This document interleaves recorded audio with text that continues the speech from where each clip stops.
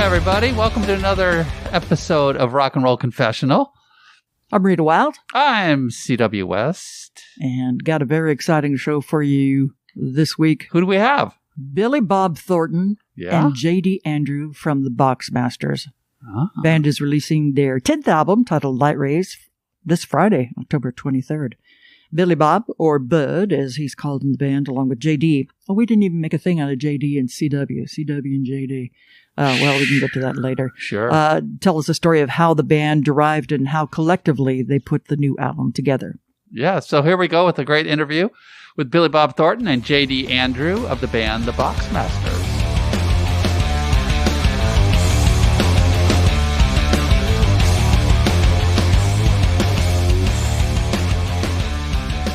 Billy Bob, you know Rita from the KLOS days, coming down the station, being on the Mark and Brian show? I certainly do. Yeah, how you doing? I go way back with Rita. That's actually, right. When Jim and I used to go back out to the back and smoke, one time I got stuck out there and Rita let me back in. Oh, that was nice of me. I was trying to lock Jim out. That's what I was doing. Yeah, right, exactly. Thank you both so much for taking your time to join us on Rock and Roll Confessionals. Of course, Billy Bob Bud Thornton and J.D. Andrew of the Boxmasters. You guys have a brand new album coming out this week, I believe. Friday. It's called Friday. Light Rays. Light Rays. Okay. Congratulations on this record. It sounds really, really good, guys. Really, really good. Thank you.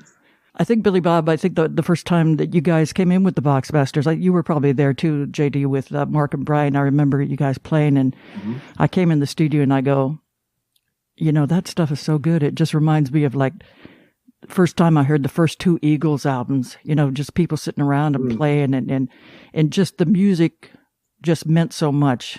So, I mean, I know you're in it for all the right things. And, what is it about music that elevates you, goes to your special place? I mean, you've got all the accolades as an actor and producer and writer and all that kind of stuff, but music is your first love. Yeah, well, I started in music. I was in my first band at 10. And we used to play, all the Dave Clark Five and Beatles songs and Stones and Kinks and all that kind of thing. And I was in bands all through high school, different ones. Then I became a roadie in my late teens, early 20s. I did that for 3 or 4 years. And, I had the opportunity to work with a lot of big name bands when I was really young. And also back in the days when DJs were like these folk heroes to people. And in Little Rock, Arkansas, where I came about, we had, at the concerts in Barton Coliseum, where we went to see all of our concerts in Little Rock, the big DJs for KAAY at Little Rock, and they would introduce the shows. So in other words, if you went to see Creedence Clearwater Revival, the DJ would come out first and announce the upcoming concerts. And we had a guy whose name was Doc Holliday. He was the daytime guy, Doc Holliday. Great name. His real name was David Treadway. He was a great DJ. And I know DJ these days is kind of like saying stewardess, but back then, now it's radio personality, but back then it was DJs. And, so David was the daytime guy who was like okay, everybody, da, da, da, da, he was that guy. And at night they had an underground show, called Beaker Street, where they played like an entire side of Eat a Peach or whatever, you know what I mean? Where they could play whatever they wanted and everything. Played a lot of outsider music and stuff. The DJ was a guy named Clyde Clifford, who still works back there. Is that right? Whoa. And Clyde was the midnight guy, so it was all about, next we have a little thing by a band called Steel Eyes Span. So that was my upbringing, and I learned everything on the radio. Back then, the radio was everything. So the local bands or regional bands like I was in, we would sometimes open for the big name acts that came through town. So we ended up opening for like the Earl Scruggs Review and Richie Havens and Blood Rock and MC5 and people like that. So by the time I was 18, 19 years old, I'd played for festival crowds of 30 to 50,000 people. So I came to California just to get in a band when my buddy came out to write screenplays that I came out here with. And, I got in an acting class because some guy said I ought to try it. And one thing led to the next. And the next thing you know, you got a scene on Matlock. And I thought, well, it's a heck of a lot easier to get this and, make, $385 in one day than it is to get in a band out here right now. So during the 80s, I didn't play much music. And then starting back in the 90s, I started doing demos again and started recording in earnest again in 98 and doing solo records. I had 2 or 3 major label deals and turned some solo records out and started touring Europe and Canada, US. And we formed the Boxmasters in 2006. So we've been together for 14 years now and we've put out about 10 albums. And JD, you kind of grew up in the era of like a recording studio. You grew up in the Midwest, right? When did you make your way out to California? And tell us your story. It was 2000. So 20 years ago, I came to California. I'd been in Nashville for 4 years before that. And a friend of mine said, if I really wanted to learn how to make records, I needed to get the hell out of there. So he helped me get a job. So I came to California, did for 6 years until I got a call that Billy needed some help do some overdubs for his 4th solo record called Beautiful Door. And so we came down to the studio one day and said, how well do you play guitar? Because there's no one here and we need to record a cover of a Hank Williams song. So why don't you spend the afternoon learning and then we'll record it tonight. So no pressure. It worked out. We liked it. Yeah, but we liked the sound. It had a thing to it. And so that kind of led us down the path of exploring what would become the early Boxmasters. Because, we went through a few incarnations in sound. And now we're kind of basically just to where we sound when we just pick up a guitar and play naturally and just write some songs. So it took a little while.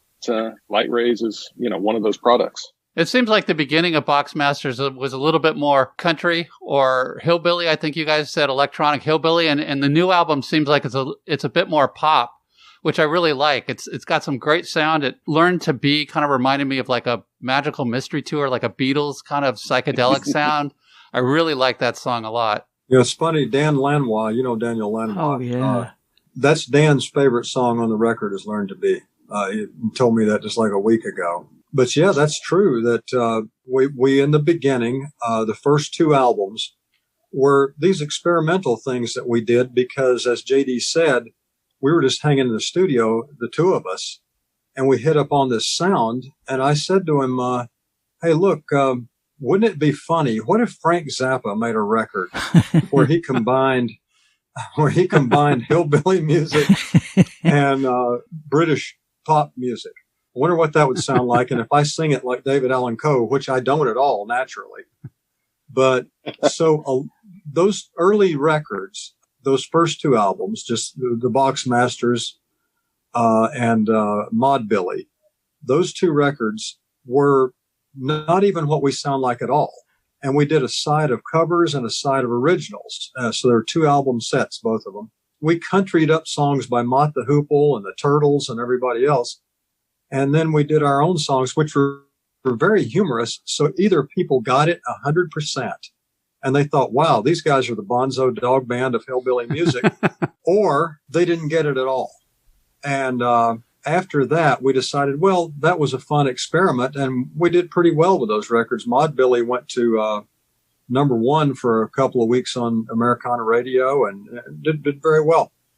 But we decided, well, let's just start sounding like we actually sound, which is like the Beatles and the Byrds and all the people that influenced us, the Kinks, the Who, people like that. So for the past, decade, we've just been sounding the way we sound, which essentially is like the Tom Petty sort of formula, which is I grew up loving Dylan and the Byrds and the Beatles, and that's just what I sound like because when I play something, that's how it sounds. And that's what we do these days. And it's no mistake that every now and then you'll hear a mellotron part or something like that is very reminiscent of what the Beatles did when they started experimenting, because who doesn't love those guys and who didn't grow up wanting to be them? And so that's essentially, the Boxmasters is a garage band of me and JD with our live band added in. who are playing the stuff that we write, influenced by the people that we love. There is an evolution of your music. I mean, you definitely hear that from the first two albums to this one. It's more pop perfect.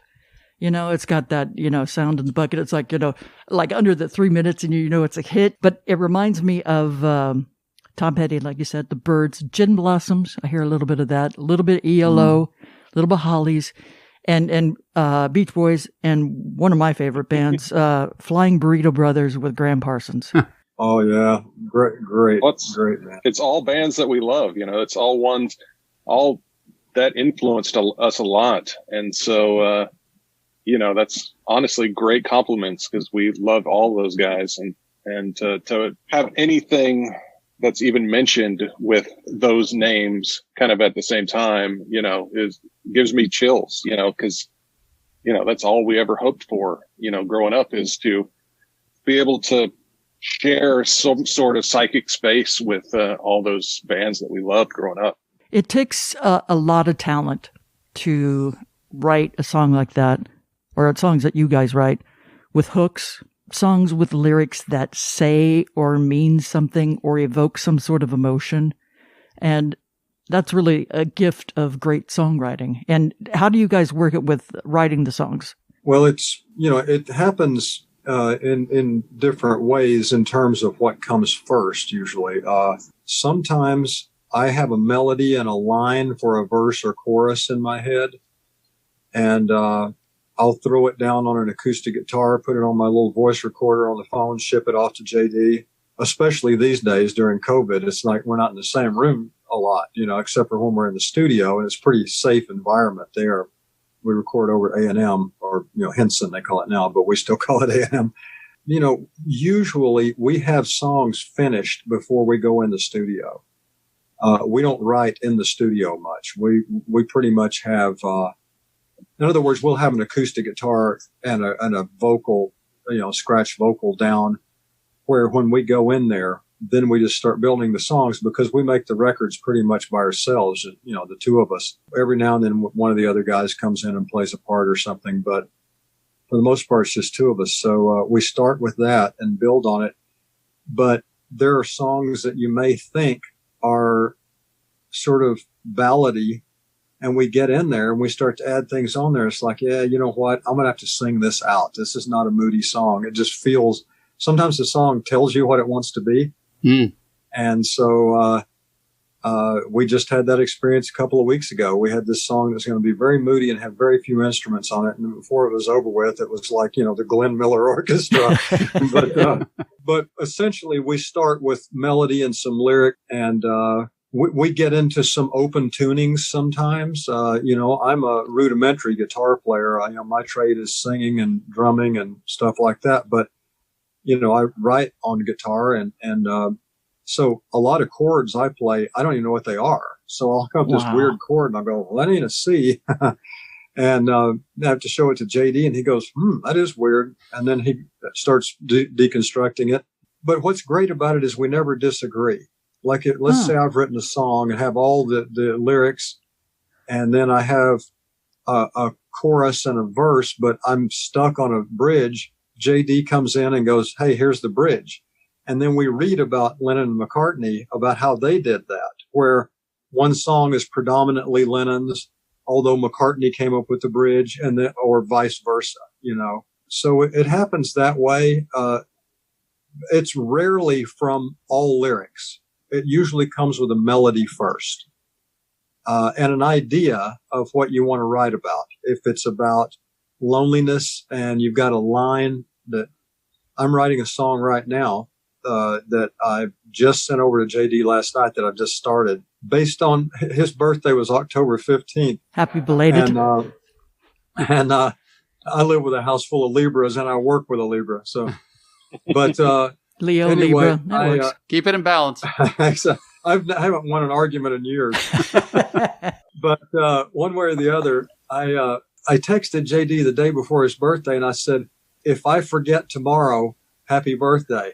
And then when I hung up, stopped the text, I go, if I forget tomorrow. Wow. That's a hell of a song title.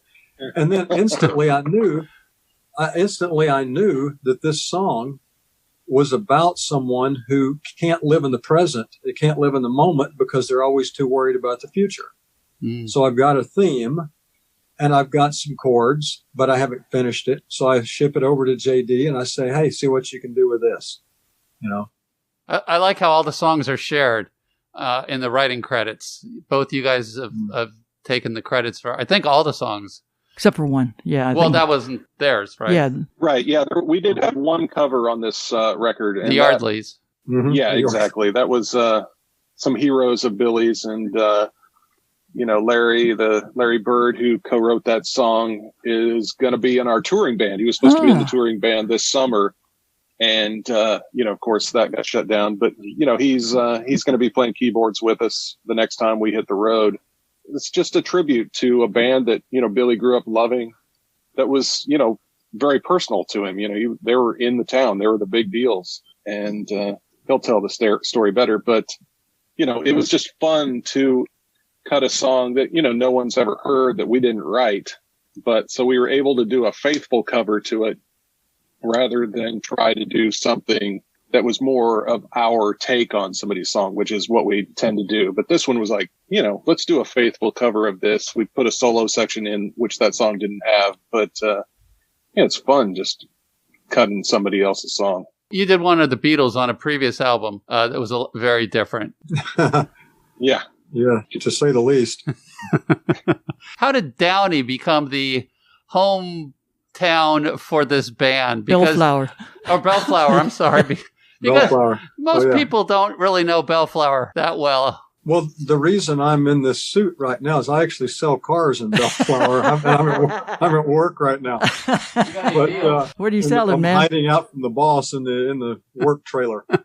But no, we because the original band, which was me and JD and Mike Butler, were the original Boxmasters.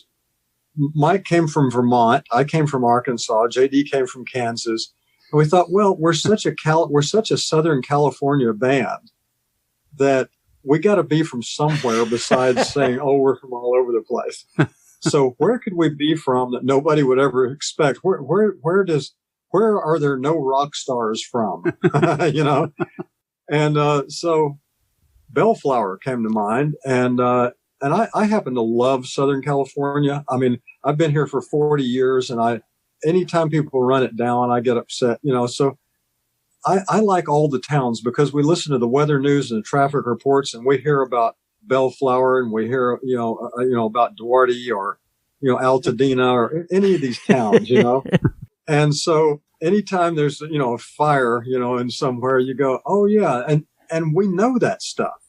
I mean, we know exactly where that is, Oh yeah, it's out the 10, you go toward Riverside and whatever, So we decided on Bellflower, and we actually wrote a song called Bellflower that's on one of our records, a tribute to that. And we also wrote a song called I Got Glendale, because I used to live in Glendale. San Gabriel guardrails, Armenian yard sales. So,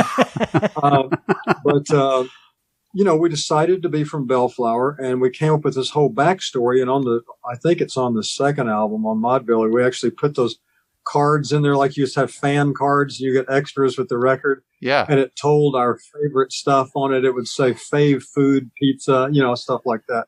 Like Tiger Beat magazine. Yeah, like Tiger Beat, exactly. And so we were just trying to do a little humorous sort of tribute to those days.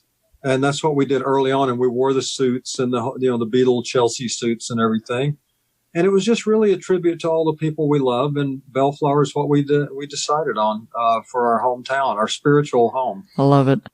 I mean, because Downey was the Carpenters, right? And Long Beach had Sublime and Snoop Dogg, and San Pedro had War. So yeah, you had to. Mm-hmm.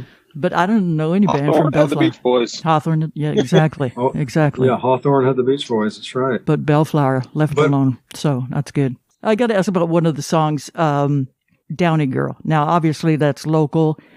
Was that based on a real story? That there was a helicopter crash or something?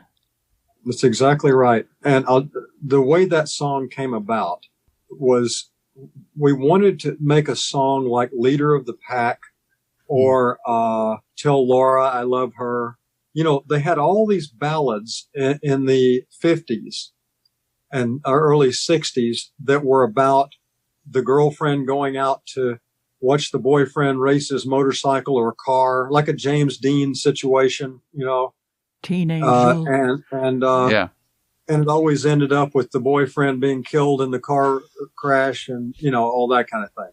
So we wanted to make not a parody, but a tribute to those songs, but we wanted to do it in a sort of darkly humorous way. And, not that that's ever humorous, but I mean, they used to write those songs. They did songs about horrific crashes where you lost your lover. So we were thinking, well, how can you do it without making it a car or a motorcycle? And then JD said, we need to write a song about a girl called Downey Girl.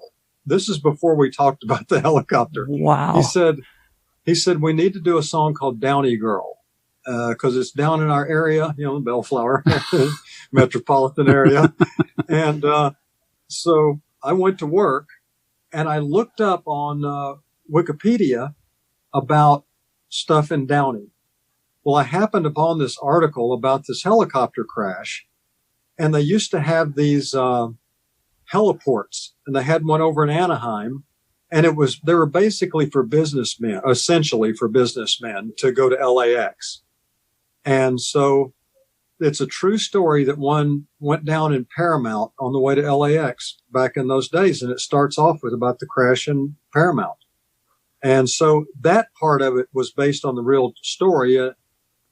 In 68, the thing in Paramount. And, but I made it about this girl who was at Disneyland or whatever. She's in Anaheim and she's trying to get back over to South Bay, and, it's a song about just like Leader of the Pack or any of those songs, only this time it's the boy, reminiscing and in pain and sorrow over losing his girl.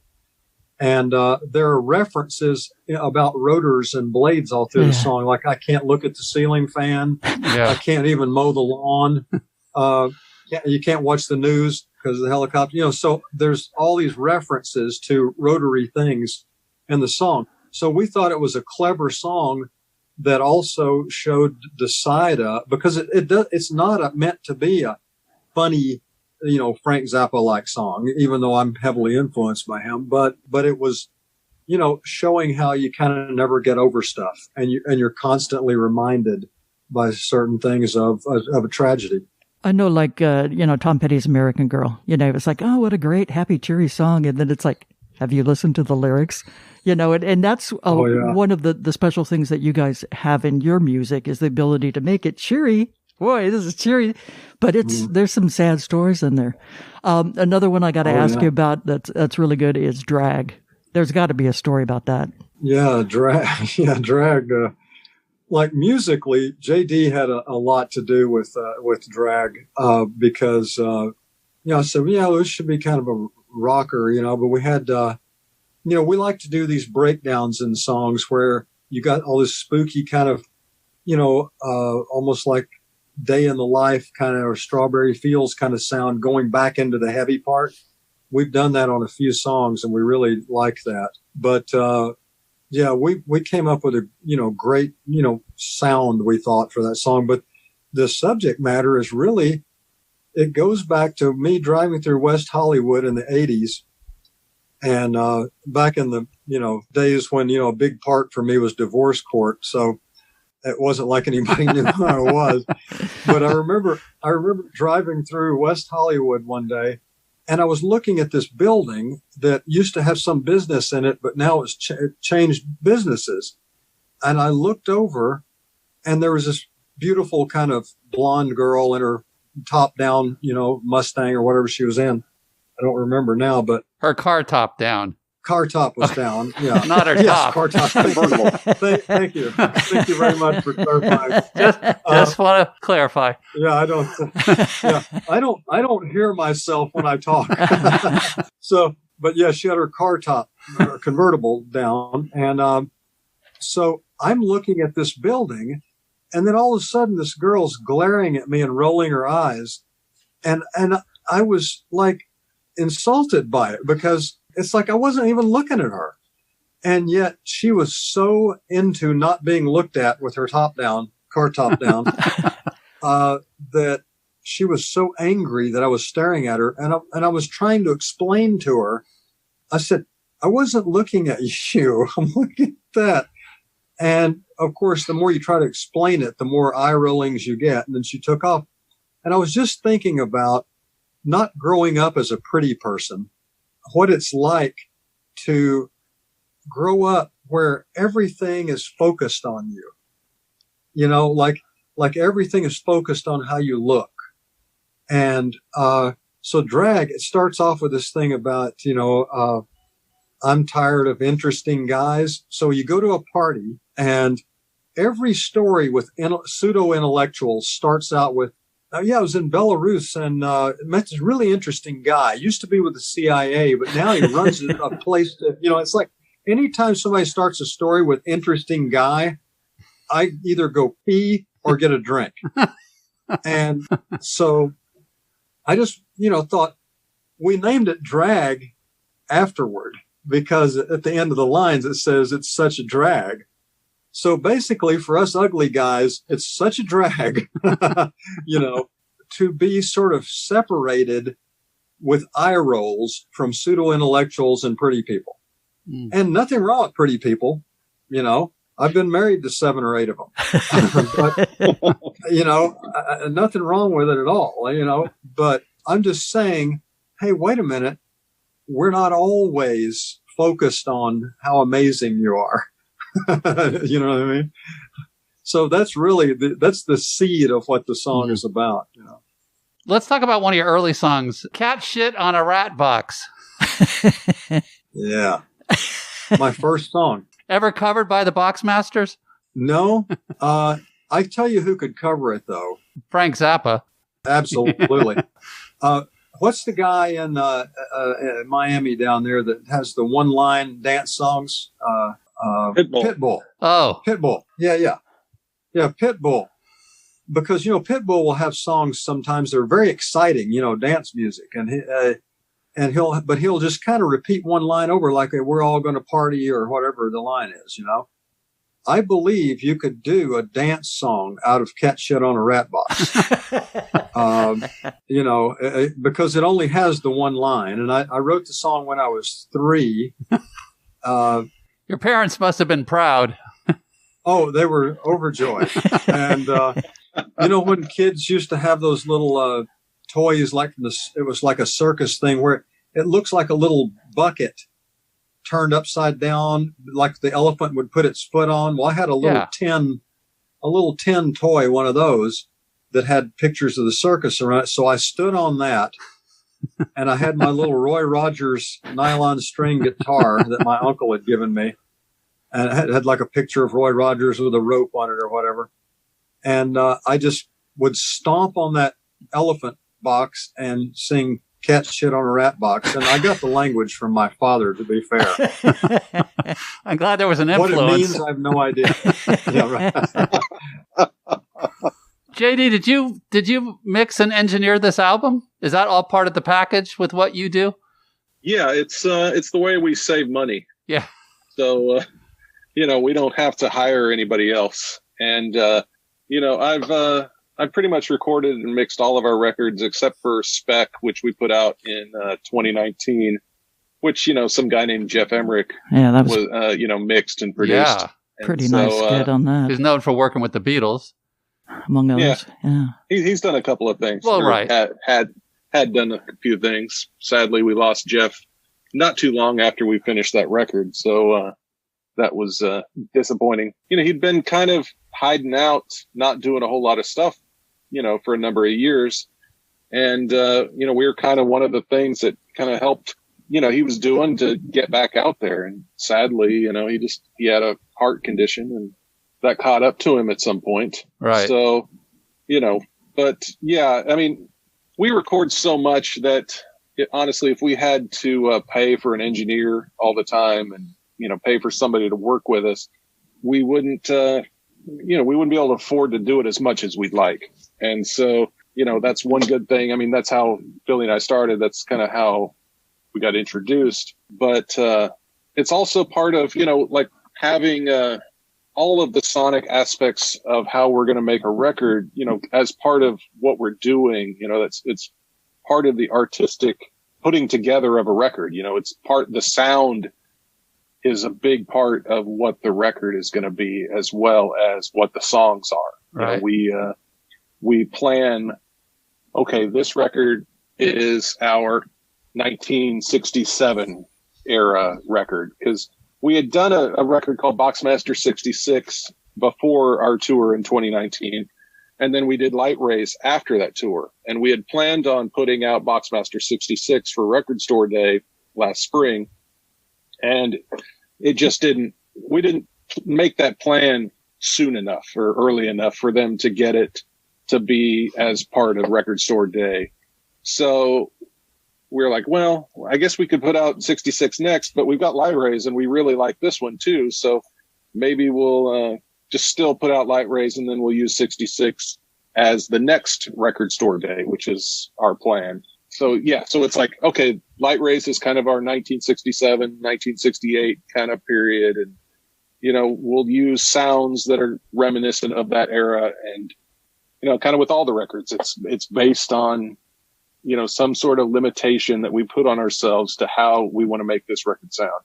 You got a lot of interesting organs on this type of this record. You got the Vox Jaguar, and you have the Mellotron, and there's also what is it called? The Far something? Yeah, the Farfisa. Farfisa. Yeah, Farfisa was on Drag. That was the only song it ended up on, because I'd just gotten it, and it was a big pile of garbage, but it played that song well enough until it got fixed. But yeah, there was one session where we were going to go to the studio, and our normal Spot Henson A&M was not available. They were all booked up, and so usually we'll go to another place in that situation.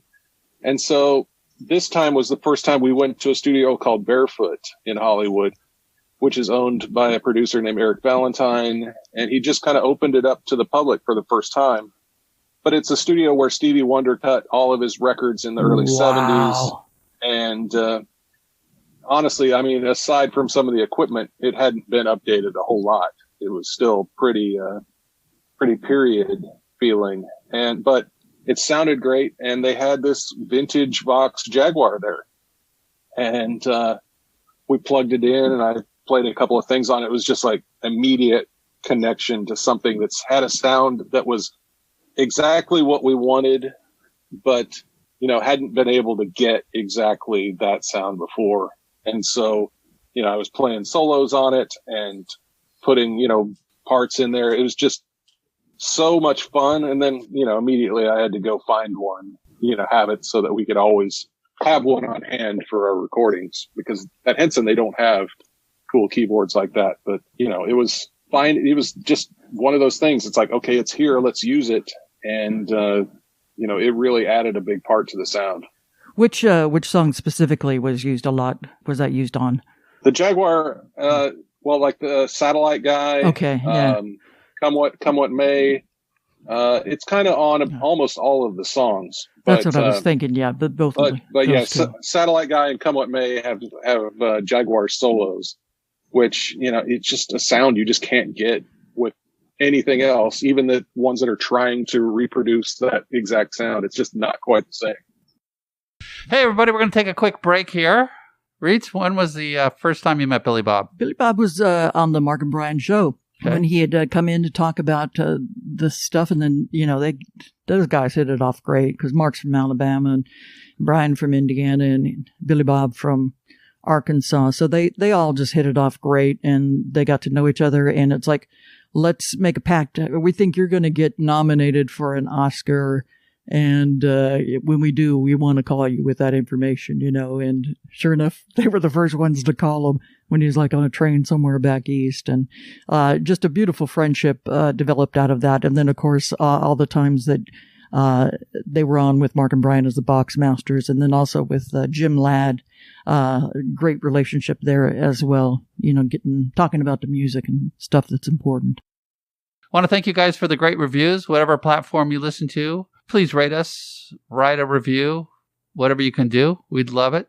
Born a Rebel did so for us. Born a Rebel. Born a Rebel says, Reed and CW have done so much for the history of rock and roll in Southern California, and now they have taken their musical knowledge to the world. Great show. So thank you, Born a Rebel. We appreciate it. And we got a couple of new fans that joined us on Patreon. Mark Pinto. Thank you, Mark Pinto. Thank you, and Mark. John Scott. John is our first guest to also become a sponsor of the show. That's Thank you, pretty John awesome. Scott. Thank you so much. One of the perks of being a Patreon supporter is that we offer the opportunity for you to submit questions to some of our guests as time allows, I will say, unlike the show we did today with the Boxmasters, because we had about, a 2-day warning? Yeah. So listen to the record and get ready for the interview. You got it. Yeah. But as little as $1 a month helps keep us on the air and keep us going. So please go to the support tab on our website, rockandrollconfessional.rocks, or just go to Patreon directly and to make a small pledge. We are grateful for any amount you're willing to support us with. And Rita. Yo. How about a trivia question? You got it. What other musician played opposite of Billy Bob Thornton's character Carl in Sling Blade? What other musician? I don't know. While you think about that, here's the second half of our show with JD, Billy Bob, or Bud from the Boxmasters. Bud, do you play drums and vocals when you tour? Once in a blue moon, I'll get back there and we do an instrumental or something and I'll play drums on it. But once you're out front there, that's kind of what they want you to do. And so we carry a live drummer with us, but sometimes I do get back and play drums. On the records, I play all the drums, but live, just sometimes. There's a song we have that was from one of my solo records that we recut later on called That Mountain. It's kind of a hillbilly shuffle kind of song that's more typical of the old days with us. And sometimes we do that at the end and we start it with an instrumental thing and I'm back on drums and then end up back out front to sing it. But this time we have a new drummer going on tour with us next year. We're touring starting in June. We're touring Europe, in the U.S. and Eastern Canada. And on that tour, we have a new drummer because the drummer we usually take with us, who's great, and we love him, and he's part of the family, but he has a blemish or two that prevent him from traveling. So borders and stuff. Yeah, stuff like that. It's just, he a couple of times he liked things that didn't belong to him. But one way or the other, it's like, oh, that's a nice red wagon. But anyway, he's a great kid. But we have a new guy for this tour, and he's really good. This drummer, and we're proud to have him for this tour. But yeah, pretty much JD and I do everything on these records. I got my first Mellotron credit on this one we're working on now. So we do things. On Spec, the Jeff Emmerich record, I taught myself to play ukulele to a degree. Huh, nice. And there's a song on that record called Days Gone where I play the ukulele on it. And it's funny because sometimes we write songs on different instruments and you turn out with a song that you didn't expect to write. Like I wrote a couple of things on ukulele, and then it just makes you write the song differently. And some of these open tunings we've been experimenting with lately just causes you to write different stuff that you maybe didn't set out to do. Learn to Be was written. I wrote that on the piano. We were at Henson recording other songs, and I started that thing. And so I recorded it on my phone and then brought it home and kind of came up with the second section. And because Billy's like, well, come up. We need another part to that. We need a chorus or something. And so I came up with the chorus and sent it off to him. And then he came up with the lyrics, and we got together and structured it and, put it together. But it was the first song I've ever written on piano. I'd never kind of sat down and really attempted to write anything, but it totally makes you do something different. So that's great. It's pleasant. Yeah. You get something good out of it. You mentioned the Mellotron, and there's one song on the album that kind of remind me of a Moody Blues song in a way. And so I'm wondering if that's the song that it is in Pipe Dream. Does that have a Mellotron in it? That on the one actually slower has part, yeah, doesn't it? Oh yeah, that's on- right. on I the forgot. breakdown. All I could remember was the fast parts, and that's all B3 organ. But yeah, on the second parts, yeah, it's all mellotrons and that kind of stuff. I got to listen to the song again. It's like I'm drawing a blank on it. Now, you guys were supposed to go on tour Yeah. this year, right? Weren't you supposed to be in Europe this past summer, or whatever it is? We were, yeah.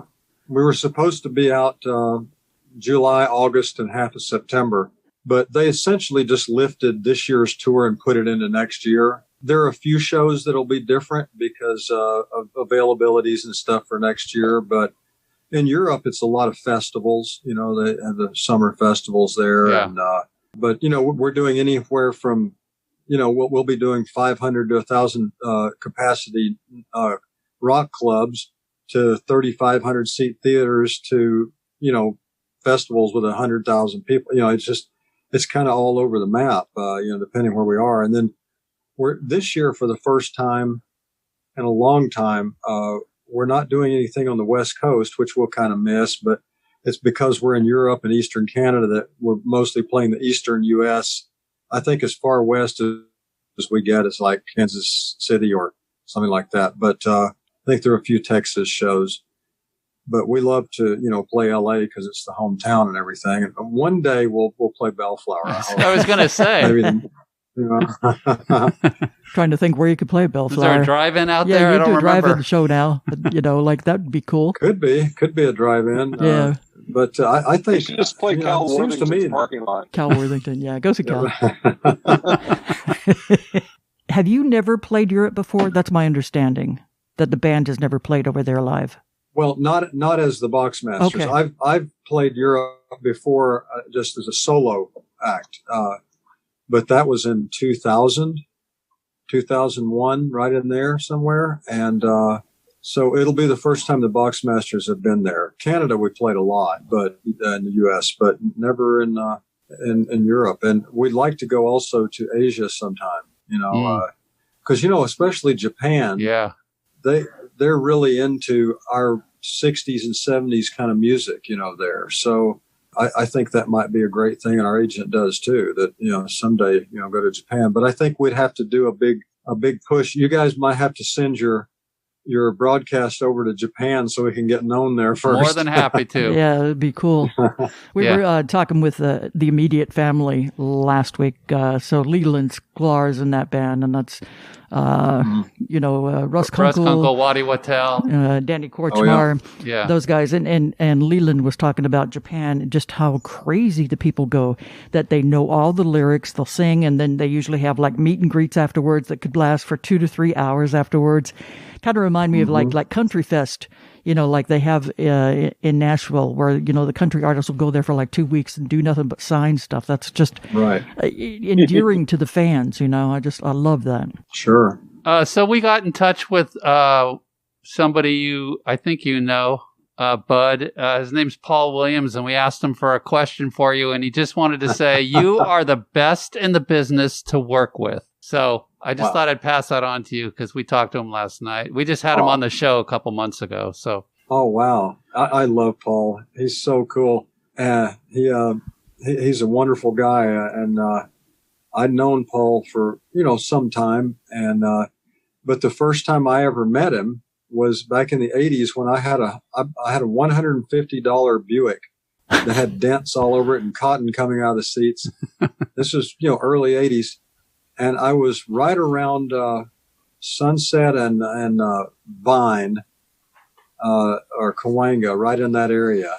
And I was driving, and I was stopped at the stoplight, and right next to me in a Maserati or some kind of sports car, there was Paul Williams. And I looked out the window and said, "Hey, man, so cool to see you," And he goes, "You too, man." And we started talking for a little bit. And the light turned green, and of course, you know what happens in LA if the light turns green, and you don't go slightly before it's green. And so we got honked at, and I wish I could have talked to him more at that time, but that was way back then, and I reminded him of that years later. But Paul's a wonderful guy and a talented guy, and to this day, every time I hear the song Rainbow Connection. Oh, I mean, I'm like 7 years old again. I tear up every time I hear that song, and my daughter plays it at home all the time. yeah. So, but he's a talented guy and a wonderful guy, a terrific actor. He's been on Goliath three He seasons. was. So He was on two seasons. 2 and 3. 2 and 3. Yeah, Okay. and he played my old buddy who now lives in a Winnebago thing. But Paul is really terrific. A great guy. Some of the guys that I know that you used to know are going to be inducted finally into the Radio Hall of Fame later this month, and that's Mark and Brian. So, so many times I remember you on the show and doing stuff. And Billy Bob, the one time that I'll never forget is Carl Perkins was in there. And you were playing drums. You played, I had no idea that you played drums, but you played drums on Matchbox. That was just like so fantastic. And you just looked like a little kid, man. It was just like, wow, this is so cool. Well, Brian always had some percussion instruments in there, Yeah. And he had a snare drum and I think a hi-hat and a snare drum. That's all that was there. I could have played the hell out of that song if I'd been just playing it without Carl Perkins in the room. But I was just barely tapping along because I didn't want to screw anything up. And I don't know. I was so starstruck, and it's like, and the guys told me, you ought to play drums on the thing with Carl Perkins. I'm like, what? And so anyway, we did it. And I can say I did it, but I wish I had a second crack at it because I was so nervous, and I just, like I said, I was using brushes and I just barely tapped along just to stay out of his way.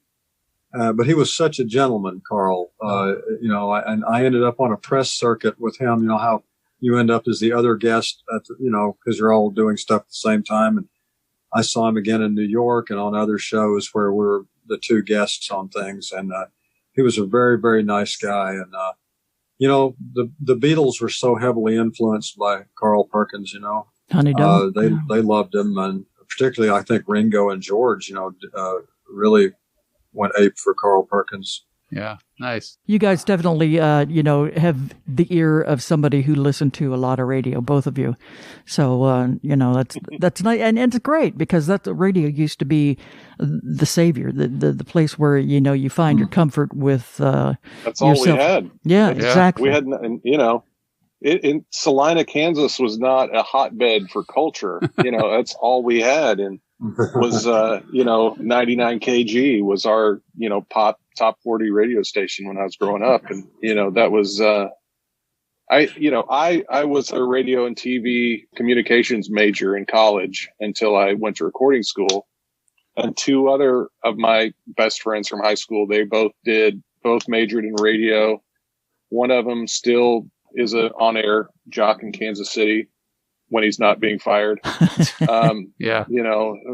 One of my, the other, yeah, exactly. So it's like radio was always a huge part of our lives growing up. It was everything that we kind of could imagine. So, that it's really devastating that, it doesn't have the same impact, as it used to have.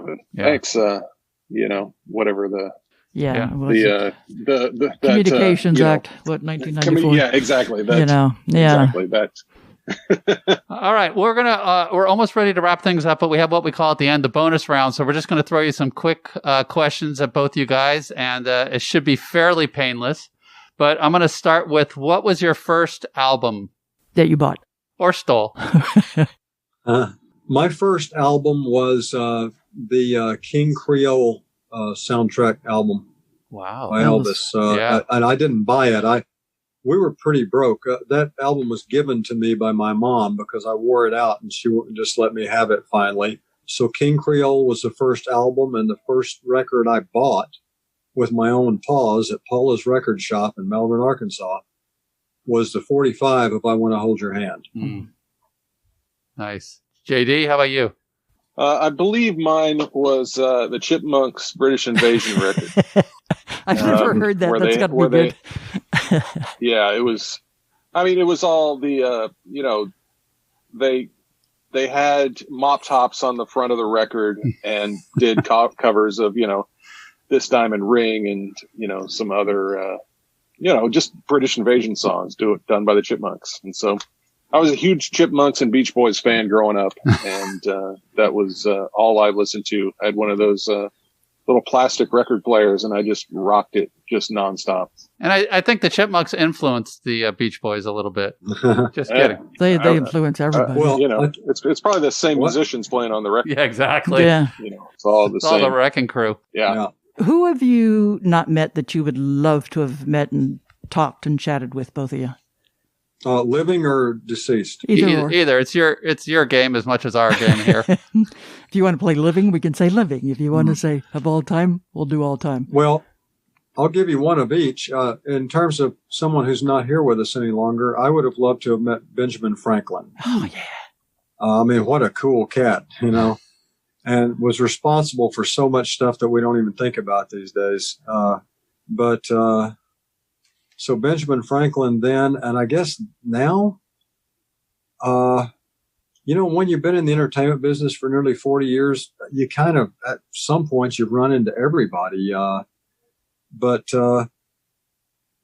know what?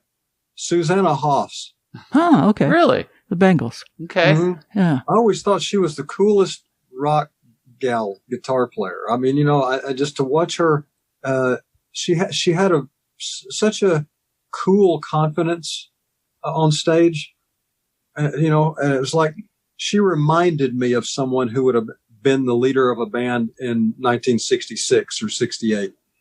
And something about her being you know, you could see her in mod clothes playing that same guitar, singing those songs in those days. So yeah, that's somebody I never met that I'd like to meet. Okay. JD? Dead, Mickey Mantle. Oh, wow. You know, we're both huge baseball fans. And so, you know, but growing up when I was little, I always read about Mickey Mantle, even though a lot of it wasn't really appropriate for an 8 or 10-year-old to be reading. I just thought he was the coolest dude, and he and Billy Martin and, Whitey Ford, you know, they just seemed like, you know, the ultimate Rat Pack kind of baseball guys. But, and then also, you know, living, it's, you know, there's so many, you know, I haven't had the chance to meet, but, you know, Brian Wilson would be, at the top of the list. You know, I didn't realize how much Carl was, you know, really one of my heroes until more recently. You know, he was always so, you know, the guy kind of back in the shadows, but was so responsible for so much of, you know, the Beach Boys sound. And so it's like, he's kind of, one of my newest heroes, even though he's probably been my hero since, you know, I was, you know, 4 years old. So, he'd be another one of the, deceased guys that I would love to meet. But you know, the Beach Boys were such a huge influence on me growing up that, you know, meeting Brian would sure be at the top of the list. You mentioned baseball, Billy Bob. I know that you were like a big Cardinals fan, and I think you actually tried out for the Cardinals organization, didn't you? Yeah, I'm a huge Cardinal fan, although I root for the Dodgers when they're not playing the Cardinals because they're the hometown team. Yeah. But, yeah, I tried out for the Royals, Kansas City Royals. Okay. Whoa. Yeah, back in the 70s. Got my collarbone broken in their camp. Wow. And, but yeah, I was a junk pitcher, and I loved baseball. So JD and I, you know, in the studio, we always have the TV on during baseball season. And boy, last night was amazing. That was a pretty thrilling game. It's a Dodgers, boy. Are you a Dodger fan too, JD? Are you a Dodger fan? Oh yeah. Okay. Yeah. That's your team. Once I moved to town, I was I signed up fully. Growing up in Kansas, I always hated the Royals, and so it wasn't hard for me to latch on to being a Dodgers fan. I've always been a National League kind of fan, you know, of the history of the game. So you know, that was simple and man, so exciting. And last question, what was your favorite concert you either went to or played at? My favorite concert I went to, because I went to all of them at Barton Coliseum and Robinson Auditorium in Little Rock, every one that I could get to. I got to say, probably the most exciting one I went to, it stands out anyway. The opening act was Freddie King at Barton Coliseum, and the second act was Tony Joe White. who I actually ultimately ended up writing a song with. It was on one of his last albums. Wow. And the headliner was Creedence Clearwater Revival. Oh. This was when they were like the biggest band in the world. I mean, they were really early 70s, or 71 or 2 is when this was. And I'll just never forget Fogerty there at the edge of the stage. And, the lights were out, but you could see the roadies' flashlights. And I was right up near the stage, and I could just barely make out a cowboy hat and this Western suit. And then the lights came on they must have had this planned so well. The stage lights came on at the instant he hit the first chord of Green River. And I was like, okay, that it doesn't get any better than this. And that was the thing that it was the thing that influenced me to make sure that if once we get any kind of name at all, that we will never have an introduction, because people know who they're there to see. So when you say, ladies and gentlemen, bring out, so-and-so, and then it's kind of like the magic's over then. But if you don't say, welcome Columbia recording artist, whoever, if the lights just come on and you're playing, there's a power in that. And that's what Creedence showed me that night. But it was an amazing show with the 3 acts like that together. Did you ever see Zappa live? Yes. Oh yeah. A couple of times. Wow. And, wow. It was amazing, because I was at 11 years old. I'm listening to the Mothers and Beefheart and the Bonzos and, people like that. So I mean, it's, I don't know if it's like, how does a kid from poverty in, rural Arkansas know about Wildman Fisher? I kept up with everything. But you used to hear Zappa on the radio, on the FM radio, at least when I grew up in San Francisco. I heard it when I was a kid. Now, you'd never hear a Zappa song. Oh, I know. Yeah. We heard ones that weren't Valley Girl. Yeah. We heard some of his, all of his stuff. And Dynamo I Home. actually... Titties and beer. This is absolutely, yeah. An interesting little trivia. I wrote the screenplay for Sling Blade in 9 days. It was over a period of about 2 months, but I wrote it in 9 days. And my son, Willie, was just a little kid at the time.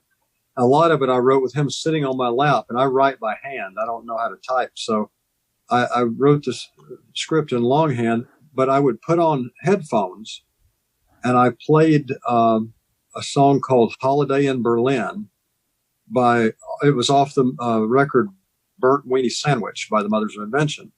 Mm-hmm. And it's an instrumental, sort of orchestral, very percussive, very Edgar Varese kind of thing.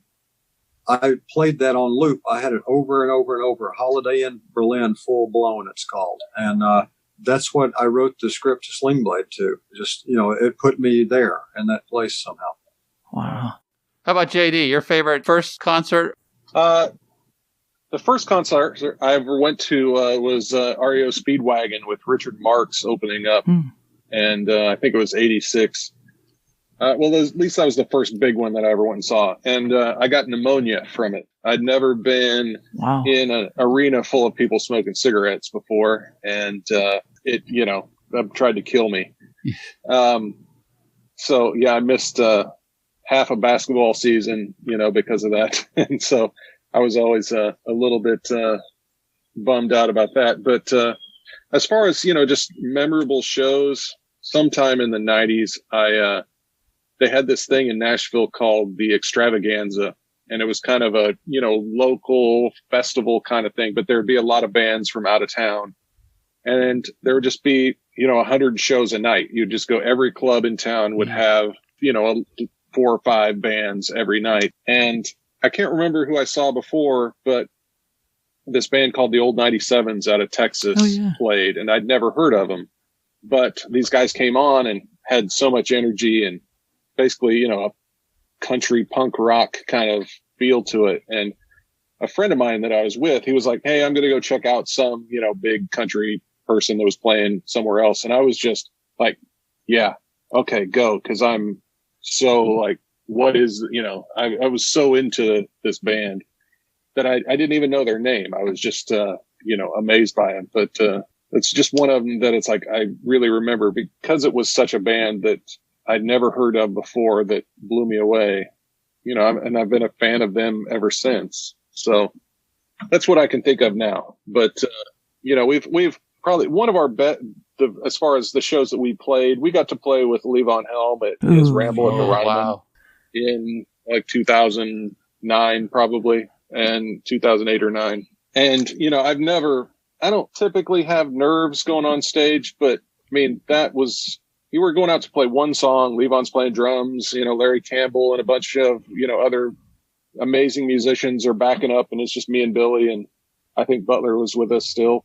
I came like this close to just throwing up, right before we went on stage. Cause it was just, just one of those things. It's like, I just couldn't take it. It was so many of my heroes were either on the stage or in the building that it was just impossible to, keep yourself together when you're going to go out and play. But we did it. And, That's great. We played that mountain and, we got through it. I've got pictures, a highlight of my life that I was able to do that, and to share a stage with Levon, it doesn't get much better than that, honestly. That's awesome. Except with Billy Bob, of course, so that's pretty cool.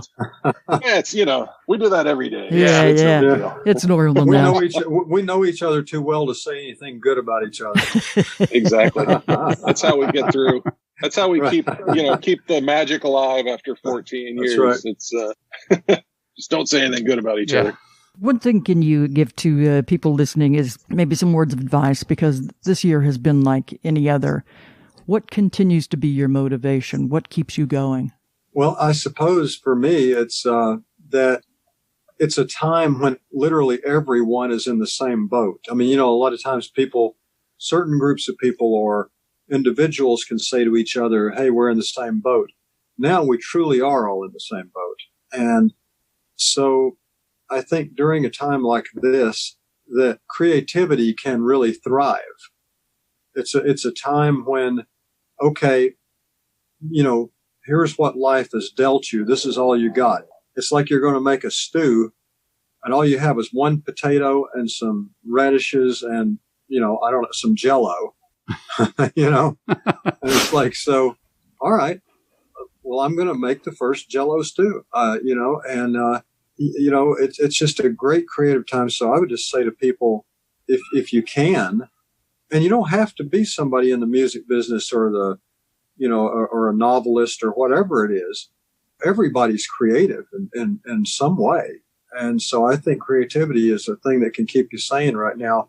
But I think also, every day is going to be better than the next. I wouldn't have made it out here in LA if I didn't, because when I was broke all through the 80s and struggling and practically homeless sometimes, I don't know if it was out of ignorance or what it was, but for some reason I was always eternally optimistic about it's just right around the corner.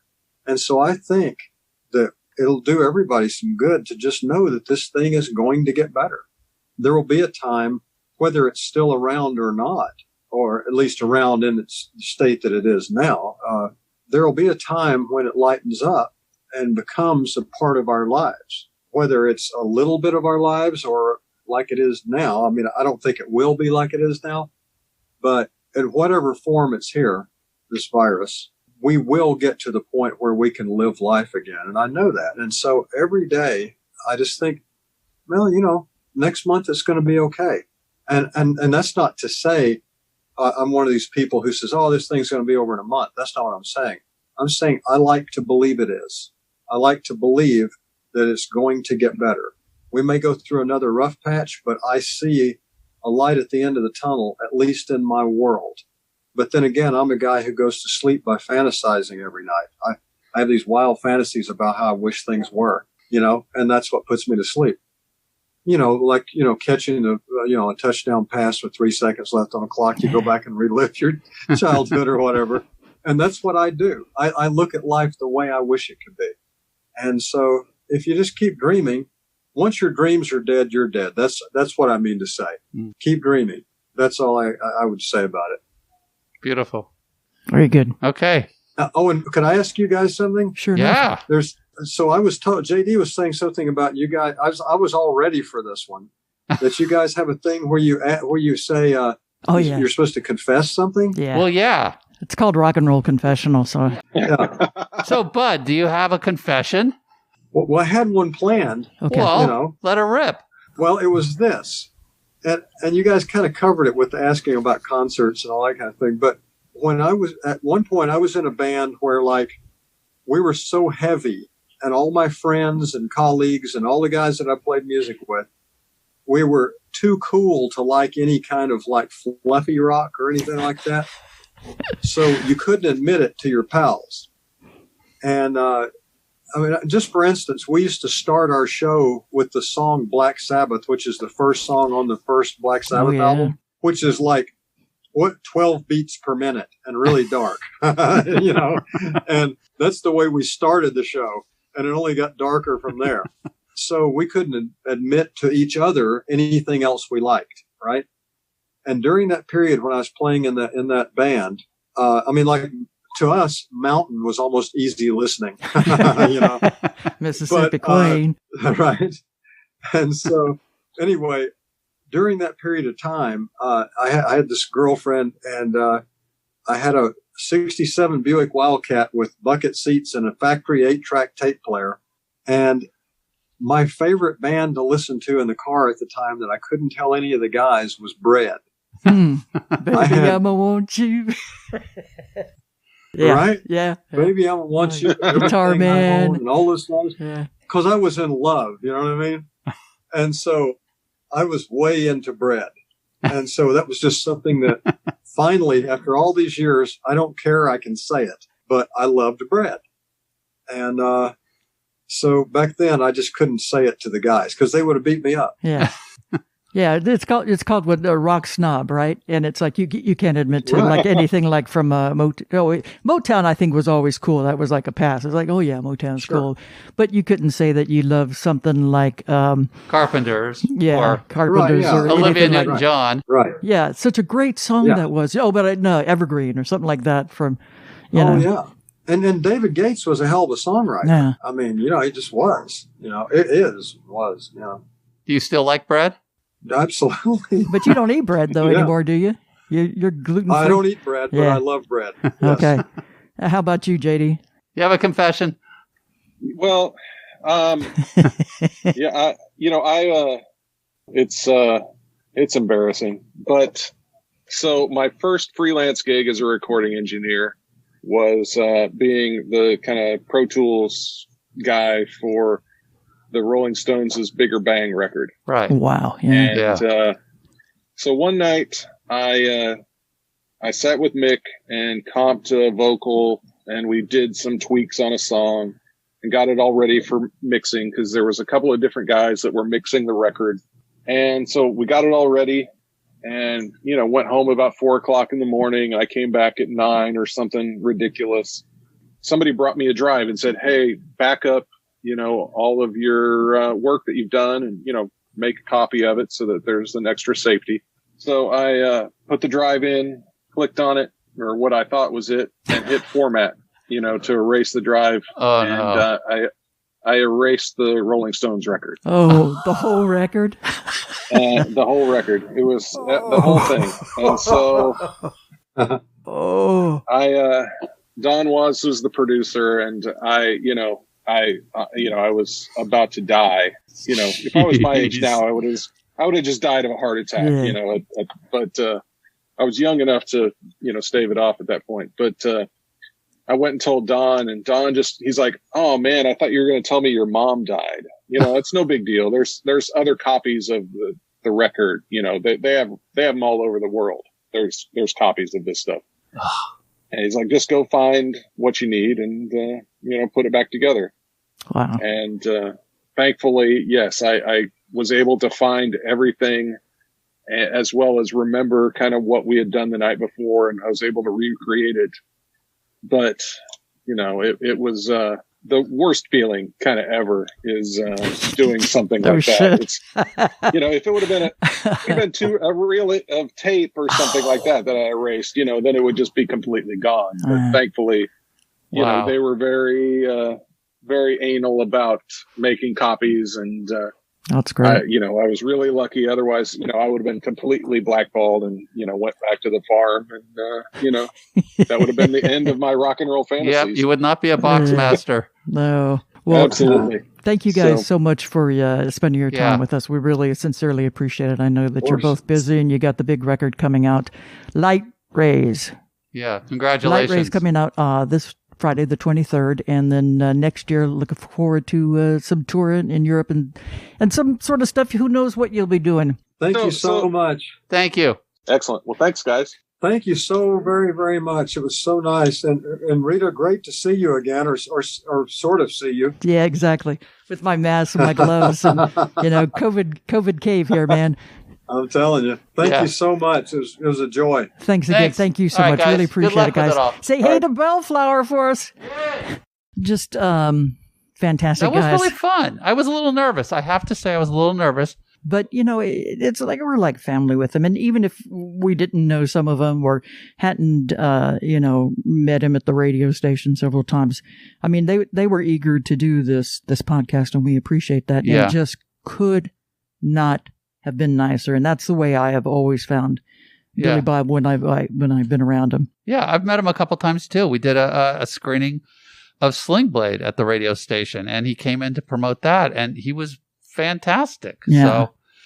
So hats off to them. Thanks, Billy Bob Thornton it's and a really JD good record, Andrew. guys. So congratulations. Very proud of you. Thank you both for Zooming with us. And also thank you to Lisa Roy at Rock and Roy Entertainment for setting up the interview with us. She's been very close and very helpful for the last couple interviews. So thank you, Lisa. You can follow Billy Bob on Facebook at Billy Bob Palooza. You can follow the Boxmasters on Facebook at the Boxmasters, Instagram _Boxmasters_official, and their website is theboxmasters.com. We didn't even ask them about that song. I'll give you a ring once you give me back my ball. Wait, I have another one. Hold on. Wait, there's one. That's a great song. How about It Only Hurts When I Pee? Yeah. That's a highlight. Anyway. But great stuff. The ability to write songs and, choose so many different characters and stories. I mean, you have to have lived a lot of life to have written these kind of songs. Yeah. So you can also follow JD on Facebook at j.d.andrew, not Andrews, Andrew. You can order the new Boxmaster CD or vinyl Light Rays via their website or at your favorite record store. Make sure you go to our website to check out the show notes, and there's all sorts of tidbits and fun stuff up there on today's show. And we're now on Amazon Music, iTunes, Spotify, and more. Wherever you listen, please rate, subscribe, and write a quick review. It only takes a couple minutes. Also, please share this podcast with any of your other rock friends. We are always open to new listeners. All right, Reitz, give us a trivia question again. What other musician played opposite Billy Bob Thornton's character Carl in Sling Blade?